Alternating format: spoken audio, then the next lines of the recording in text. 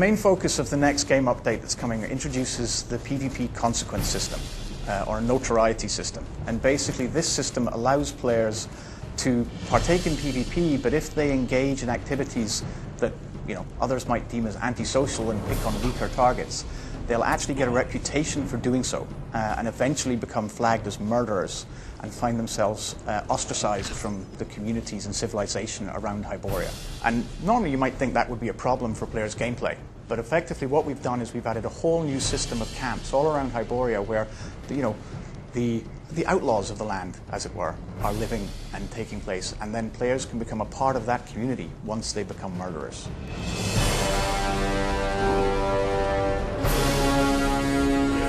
The player will be able to redeem themselves for the actions that they've taken already. There'll basically be a series of new redemption quests in each of these outlaw camps that players can find in every playfield.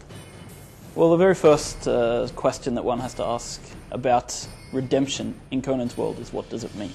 Every culture has its own type of redemption. Stygians, they don't really care about murderers because half of the priests in Stygia are murderers, dragging people to the altars.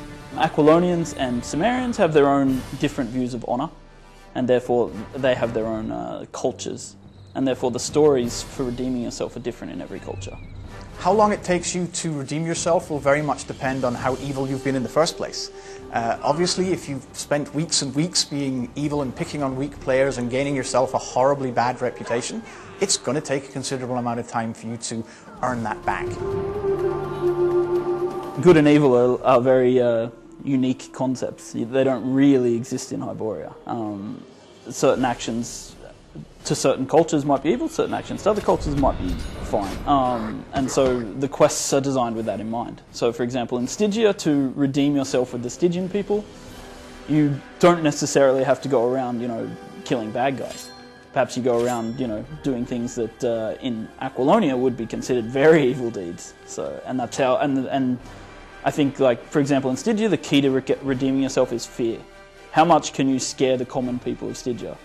They lock you out of their cities, you scare them into letting you back in. That's what you do. You have a reputation so bad that when you walk in the streets, the watchmen don't dare to attack you.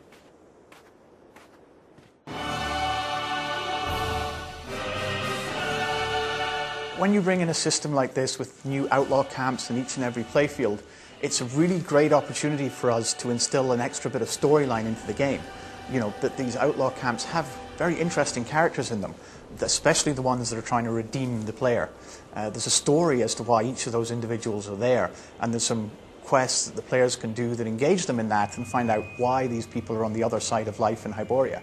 And going forward, it gives us a great opportunity for future content as well, because having a network of outlaws in your game world opens up all kinds of opportunities for future content as well, for some really interesting storylines and dynamics.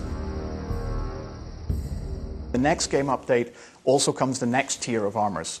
The new armors that's coming in are looking more spectacular. They are ancient-looking armors coming from the Arthurian age of the Conan universe. It's back from the Cole stories that Howard wrote even before he wrote the Conan stories. It's gonna get you more into character. That's what we're striving for. It's going to be very interesting to see how the players relate and react to having a consequence for their actions. So far they've been used to being able to partake in any type of PvP activity they like without consequence. And it's always really interesting for me when you introduce this kind of dynamic into any gaming community, that it can be divisive, it can be engaging, it can create heroes and it can create villains. And it's a really important part of having an MMO because it's that community element. It's that feeling of this is a game world and there are famous people and there are infamous people, and how they relate creates a whole new gameplay dynamic that can make the experience much, much more interesting. Yeah.